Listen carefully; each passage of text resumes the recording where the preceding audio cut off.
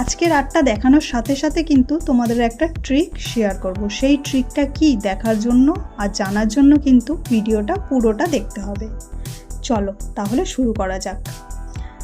কোনো কাস্টমার যদি ফোনে ছবি দেখিয়ে বলে এই রকম আর্ট করে দাও, সেই আর্টটার মধ্যে স্টোনের কালার আছে রেড কি ব্লু যাই হোক না কেন, কিন্তু তোমার কাছে সেই কালারের স্টোন নেই, তখন তুমি কি করবে?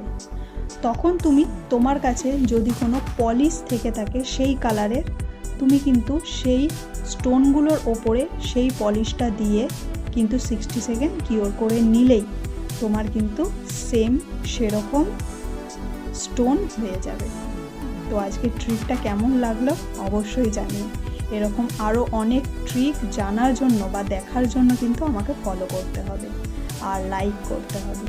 চলো আজকের মতো টাটা। আর্টটা কেমন লাগলো অবশ্যই জানিও।